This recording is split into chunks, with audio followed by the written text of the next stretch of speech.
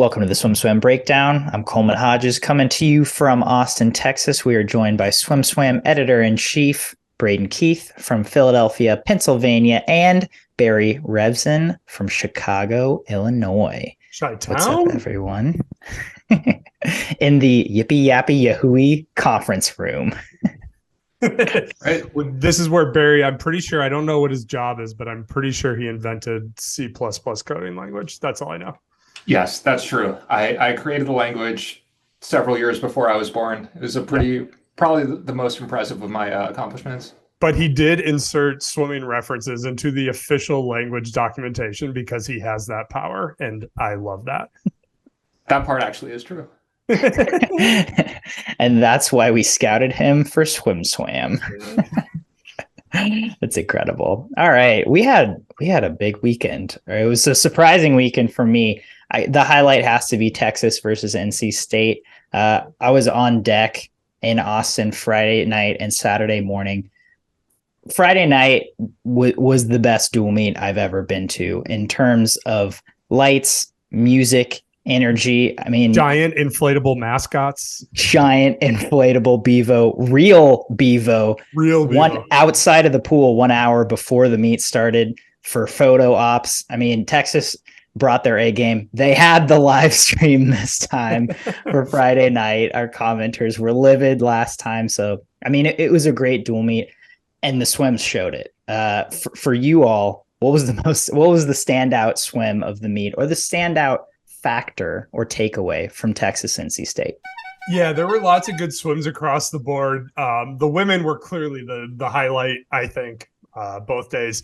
I think Emma Stickland's 49.7. You know, she was a very good high school swimmer. She was a very good summer league swimmer once upon a time. I would know because I left her off a relay at the championship meet when she was like 10 years old. So it shows what I know. But you know, that 49.7, and you could tell she, both in her interview and in her reaction, that wasn't planned. They did not expect that. And, you know, I think that's the energy. I'm hoping that this kind of a swim shows the value of caring about dual meets, even if you're saying, oh, it doesn't qualify us for anything. Oh, it doesn't win us any titles, blah, blah, blah. That swim meant something. That 49.7 meant something. I don't know if she can get down to the Kate Douglases and the Tori Husks and the Claire Curzons and Maggie McNeils and that whole crowd. But she's going to be there. And I think that's important for Texas in the team battle when it comes to NCAA. So to me, that was the highlight of the meet. I mean, to me, the highlight is like, I just love that dual meets are a thing now. Like we're at the point where like, yeah, like these matter and people care about them enough to like make them a spectacle. And so fans can actually enjoy them. It's not anymore this thing where it's like, oh, you know, who cares? It's January. Like, we're all going to just like swim slow and no one's going to matter. Like people show up, people throw down, like the fans can get into it. It makes it like so much more exciting a sport. It's just fun to follow. I also love that like 49 and the 100 fly is like no longer this like magical thing anymore, right? Like we have 6 women this year that are going 49, right. which is just wild. Like I'm still kind of in the mindset 10 years ago when 49 was one person ever. And now just like, 49, you might not even get third. Right. And it's not even good like enough. 49 in a dual meet doesn't convince us that somebody is going to contend for an NCAA title.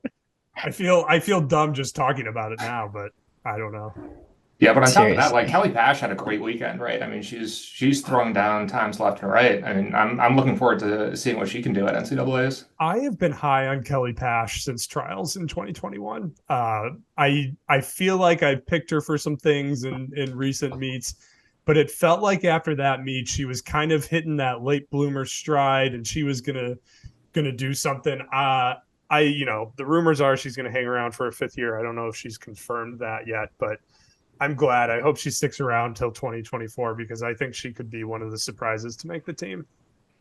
So Yin Yin, who is our star rider that has gotten a lot of chatter today for her 2024 Olympic trials picks, in the SwimSwam Slack said during the meet, like, does this put Texas in the realm of being able to take down Virginia for an NCAA title? To which in my head, I responded, absolutely not. Do you guys think that there's like pending and obviously like a DQ, a relay DQ? Right.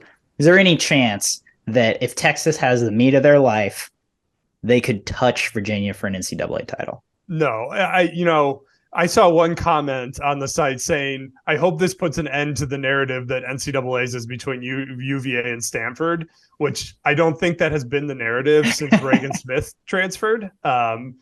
We certainly picked Texas number 2 in our last power rankings. So like that was not the narrative. But, I think it's Texas is going to have the best season they can possibly have. But I still just don't think they have the bodies to compete with Virginia. That's what it comes down to. If Texas is doing great with what they have, they're swimming well. There's absolutely nothing you can take away from Texas, except that they just don't have those last 2 or 3 that you really need to catch Virginia, because Virginia is so good, so deep. We talked last week about 9 NCAA titles. Like, if the Texas women win 5 NCAA titles, that's not enough.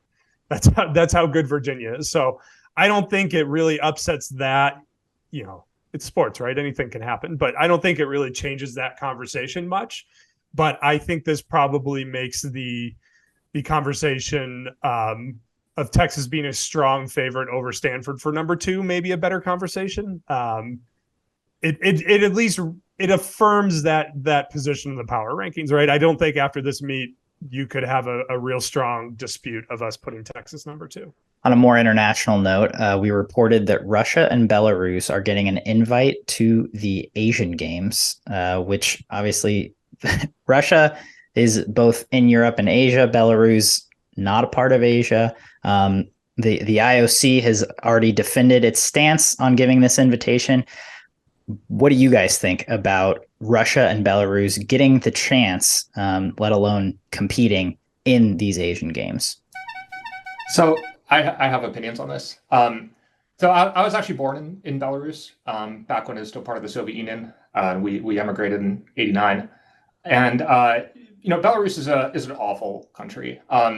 It is not a free country. It's not a place that you can express opinions. Like, I think a lot of commenters might forget that, in the US, okay, you can tweet something and then people will be mad at you. But in Belarus, if you wear red and white, which are the colors of the democracy flag, like you can just get arrested and tortured on the street. So, it's not the kind of place where if you are like opposed to stances that like the government takes, you have really any option of expressing those opinions. So the same is true for Russia. It has been for a very long time, which is really sad. The country has regressed a lot back to basically the Soviet era. And so like, if you were an athlete, regardless of whether you support the regime or not, and the regime is awful, you can't say that, right? You can't not support it. So like, it's just banning athletes from participating. It hurts the athletes tremendously. But it doesn't really help anyone. If we think back to like in 1980 when we boycotted the Olympics in Moscow, did that help anyone in the Cold War? I don't think so. Like it hurt the American athletes and prevented them from being able to compete. But like it doesn't really solve any problem. So, outside of the ridiculousness of the fact that Belarus is obviously not in Asia, and so competing at the Asian Games is a very strange thing to happen. I'm totally okay with athletes competing at the Asian Games. I'm totally okay with the athletes competing again at the Olympics. It's not going to make the country. It's not going to like preventing the athletes from competing isn't going to suddenly make these countries democracies. It's just going to hurt the athletes. Yeah, I hear that opinion. Everybody who listens to this podcast has heard my opinion on this plenty of times, and I recognize that that's true. But we also know that Putin values Olympic medals. We know that to be true because he parades them around at his rallies. So whether it hurts Russia or not, Putin thinks it hurts Russia. And I think there's some impact there from an international perspective. But on the specific topic, I wrote this in a comment today. Maybe I'll expand it into an article later this week. But the IOC is trying to buy time, right? If what's happening in Ukraine now is still happening in August of 2024, I don't believe that Russia and Belarus will be at the Olympics one way or the other. Whether that's the IOC's decision or they're pressured to do that by France and other Western nations, I don't think if the situation doesn't change, they will be at the Olympics, regardless of what everyone's opinions are. I just don't think it'll happen. I think what the IOC is doing is buying themselves time to see what happens.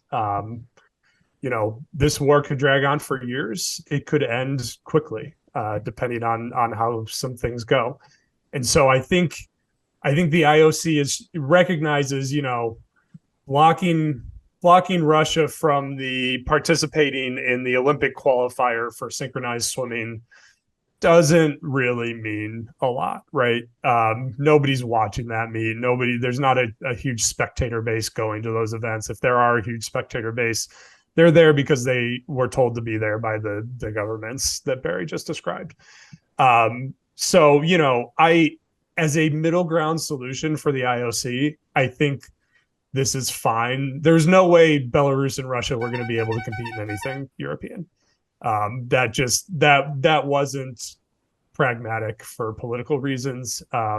And Asia is a much friendlier spot for those athletes. And so if this is your middle ground that allows the IOC more time to see what develops between now and 2024, I guess it's okay.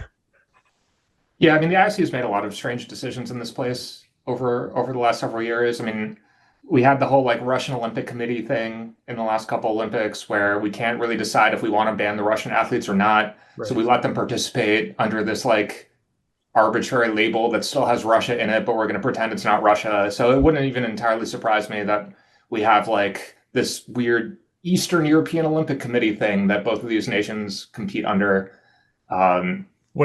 What I think is fun about this IOC decision is that it has both angered Ukraine and Russia.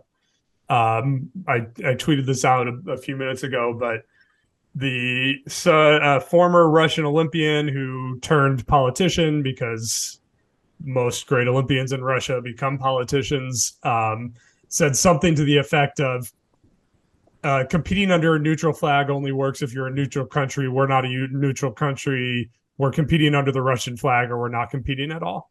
So the IOC's proposal that they be allowed to participate in these qualifying events under a neutral flag wasn't good enough for Russia, which comes as no surprise. And it emphasizes that Russia doesn't care about the athletes, right? They're not fighting this fight to get their athletes into the Olympics because they care about the athletes. They care about seeing the Russian flag flown in front of billions of people around the world. That's their end game here. But I just, they say if everybody's mad at you, maybe you're right down the middle where you should be. So maybe the IOC has hit the nail on the head. In other international news, we saw more European competition in the form of the Luxembourg Euro meet. I feel like they could come up with a better name for that one. But there were some good swims. I mean, it was essentially like a pro swim in the US, but in Luxembourg. There was the Hansen sisters were there, Chad Leclos, Michaela Romanchuk, Coleman Stewart made the trip over. Paige Madden made her international debut after moving to Loughborough.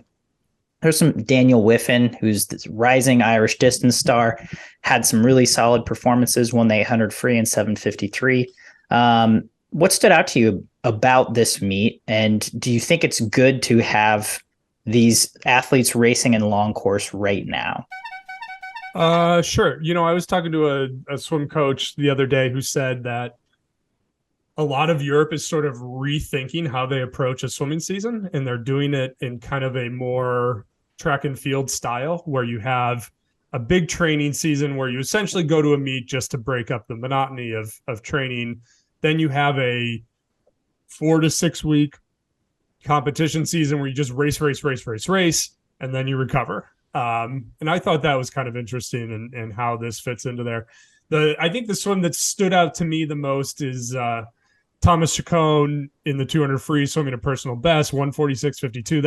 That's a real time. That's a legit 200 free time. It's not going to win a medal at anything, but for January, that's a very real time. There's a lot of American and Australian men, I think, who would love to have a 146.52 in the 200 free right now.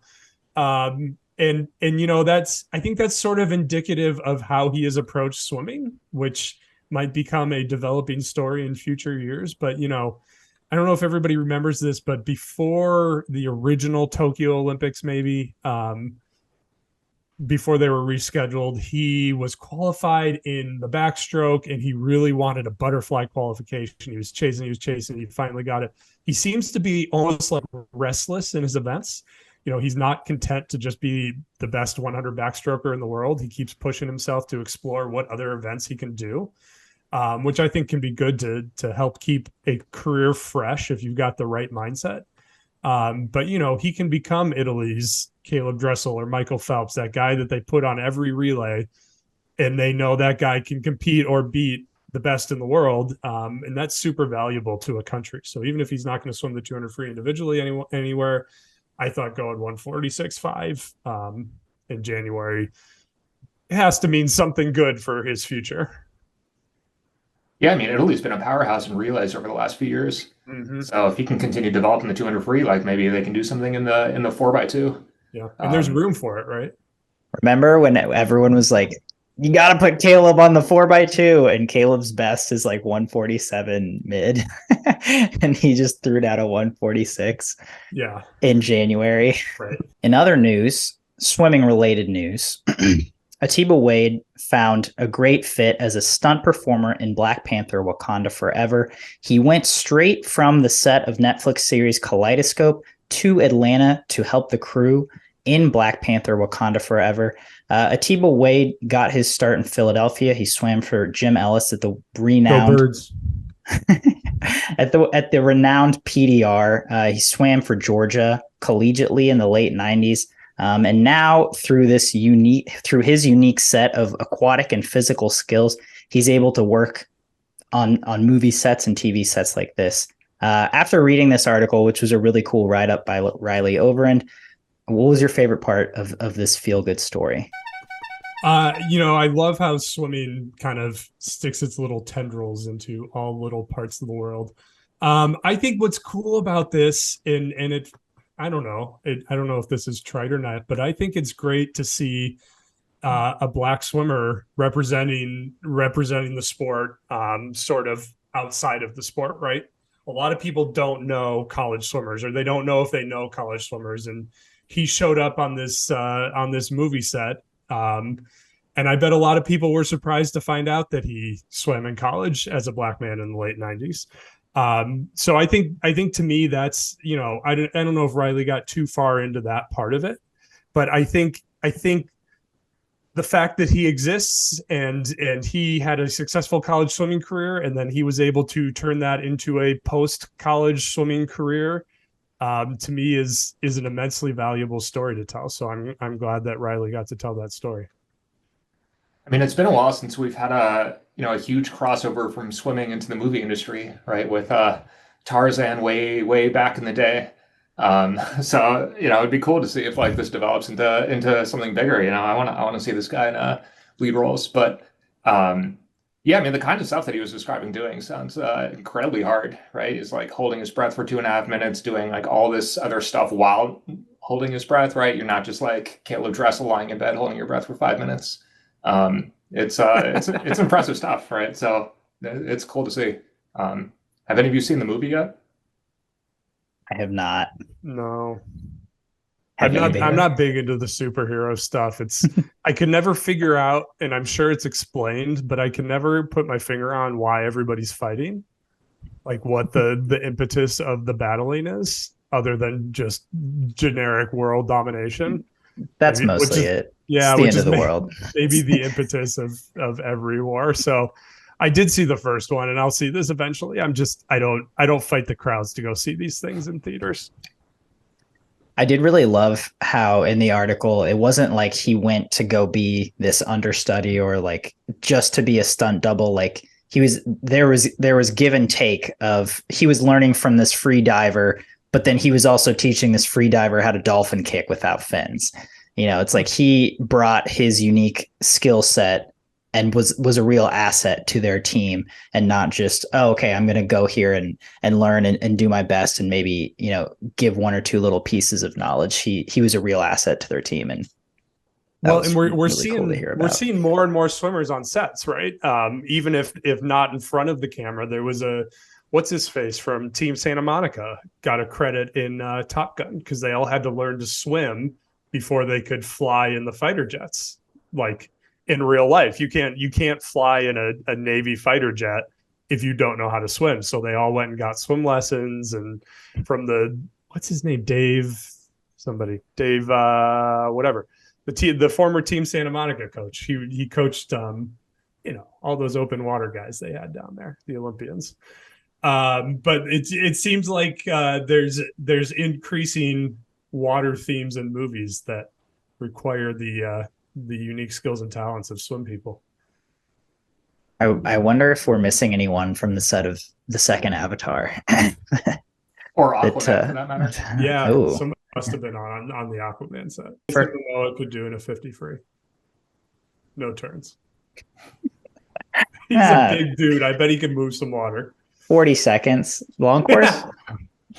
Oh. I think he can go 40 seconds. Shaq did pretty well way back in the Shaq versus days. Yeah. Do you know what he went? No. I think he probably got down under 30 by the end in yards. That'd be impressive if Shaq went under 30. Probably not, just because of the turn.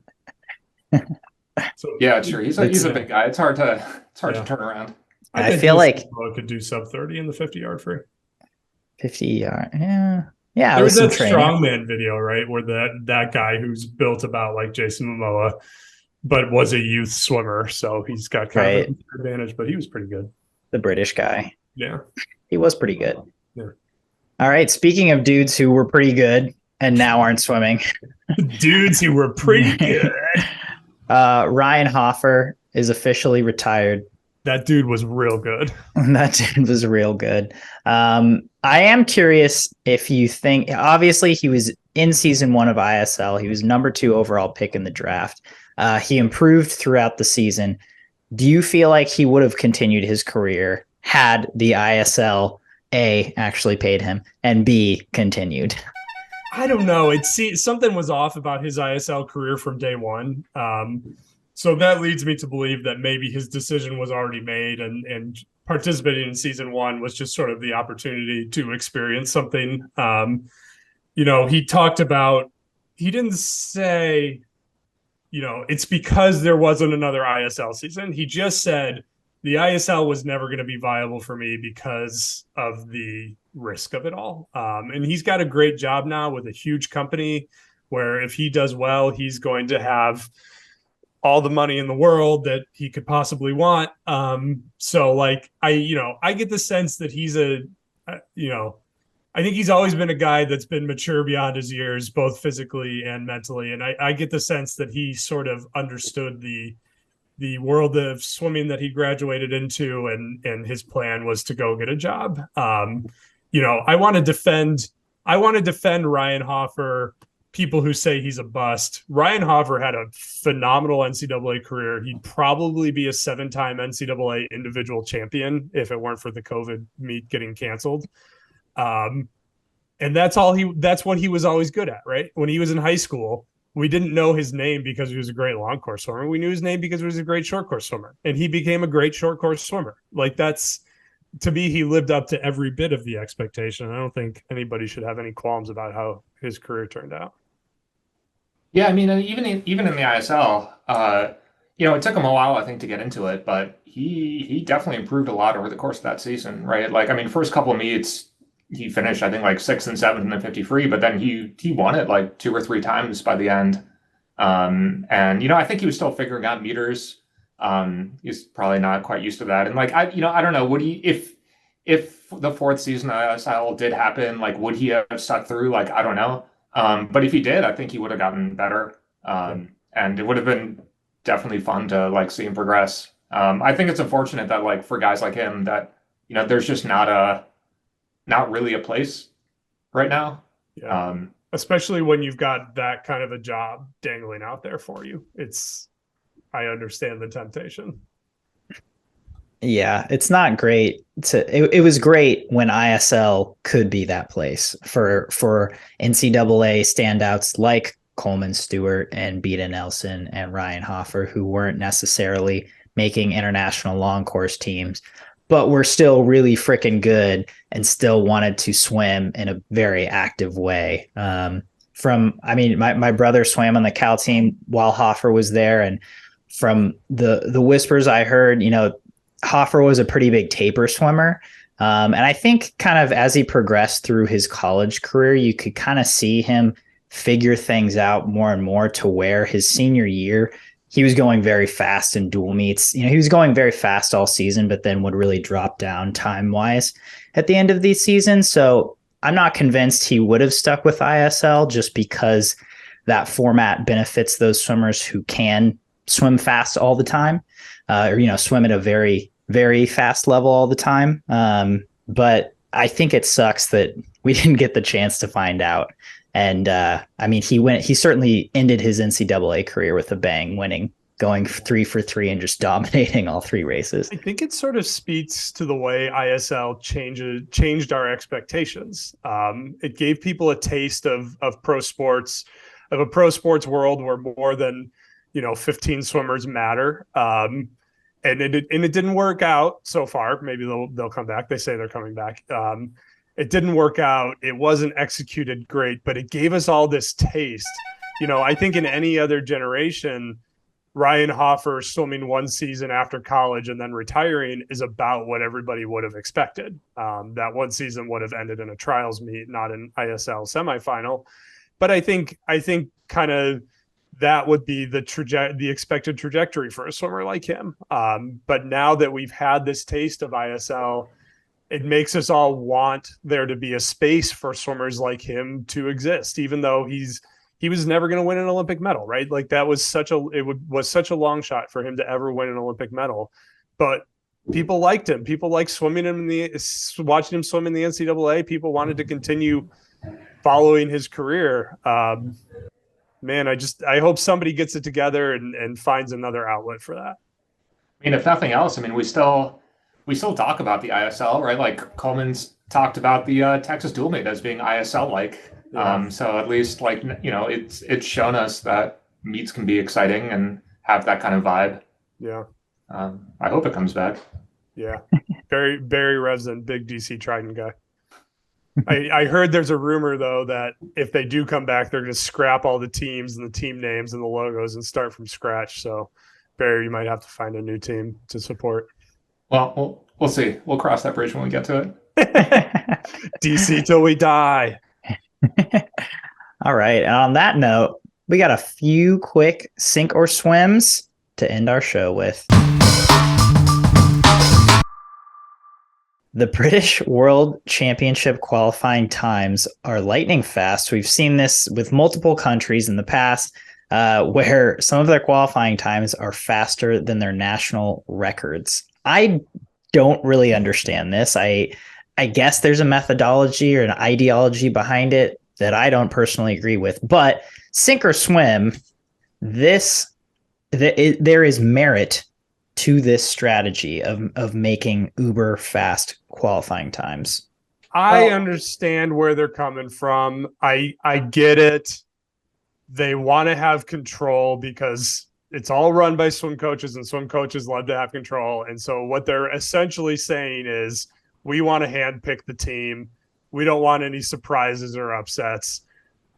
Okay, if you break the national record, we'll make an exception and we'll put you on the team, even though we didn't want to. But essentially, they're handpicking the team. Germany was the first country to do this, and I don't think it worked particularly well for them. You think back to the British stuff, and who's the other guy? Oh, the Paul world Biederman record holder. Yeah. Paul Biederman. They were a pretty good swimming nation, and they went bust for a few years after they started doing this. So I don't think it really works. I think it messes up your motivation cycle. I know their logic is we have limited resources to invest. It's not quite the same decentralized system like we have here in the U.S., where Olympians come from all corners of the world or all corners of the country. But I don't think we've seen this work, so I'm sinking it. You know, it's dumb. Yeah, I mean, I'm sinking it. Well, like, I mean, so if you phrase it as does it have merit? I mean, you might argue that the merit of it is that it reduces the size of the team, and if that is the goal, then I guess you've succeeded. Congrats. But if that's not but if your goal is anything other than limiting the size of the team, I'm not sure that you're accomplishing very much. And even if you want to limit the size of the team, you can then just say well, okay, we're only taking 14 people, we're only taking whatever, and just base that off the result of the qualifying times. I mean, what's the point of setting times like this? Could you imagine U.S. trials? Well, if you want to qualify for the men's 100 fly, you have to go 49.2. And if you can't, well, too bad. And if you can't, then we're just going to take Caleb and just have to taper, because that's what they're doing, right? They're basically just saying nobody's going to hit the standard, or very few people are going to hit the standards, and we can take whoever we want. It's like the NCAA has started to figure out how to make meets entertaining, but the rest of the world still hasn't. Selection meets with no purpose are not entertaining. World championship meets where the 6th, 7th, and 8th place best swimmers in the world aren't there because their countries didn't think it was worth taking them are less entertaining. It's just a bummer for swimming. Or the 6th, 7th, 8th fastest in the world aren't there because we're only allowed to send 2 per country. And sometimes the 3rd and 4th person from a country is 6th or 7th in the world. Yeah.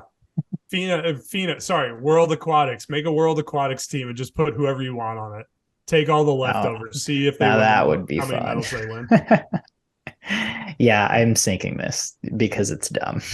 I don't like it. It's not how, if you don't have a lot of money, then be successful on the international stage, and then you'll have more money. So then you can take more people. No, I think because swimming's not entertaining. We saw it work with Canada. I think it can work elsewhere. Anyway, the 2024 Olympic trials schedule came out. It is the same as the 2024 Olympic schedule. Surprise, surprise.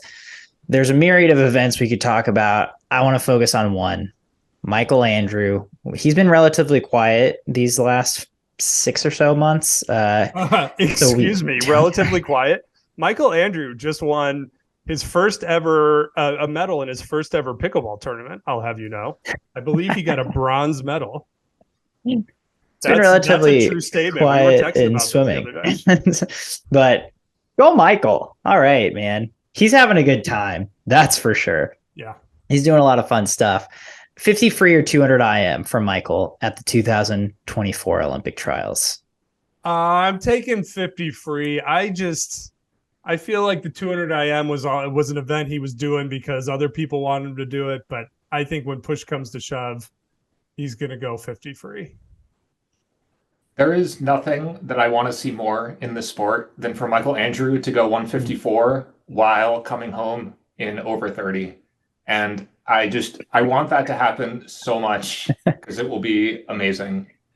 That said, I think he's better at the 50 free. I think he's kind of more suited to it historically, and that's probably an easier choice, especially with where the field is in the 50 free versus the 200 IM. But that's not what I want to happen. I want your vision to come true so that John Leonard's head can explode when the women's 200 IM champion finishes faster than the men's 200 IM champion. And I just want to see all of the different versions of that story that he makes up like he did in London. What if there was a world record in the 200 IM where the last 50 split was slower for the men than it was for the women? That would be amazing. But this is the funny thing about swimming, right? It's a very copycat sport. Somebody does something great and everybody tries to mimic it. But that would be the exception, right? Like he's been 155 in the 200 IM. Yeah. And nobody's trying to copy him, which is crazy to me. And that was so much fun to watch in 2021 where he's out 2 seconds on a world record pace, the 150, and it's what's going to happen? Running from the consequence. That's our most viewed TikTok video ever. Is Chad Leclos doing that in the 200 fly? And that's the song. That's incredible. Yeah, I think for this cycle, MA's window in the 200 IM is closed. because he is doing things like taking surfing trips and playing pickleball and going to Greece for an event instead of going to the pro swim.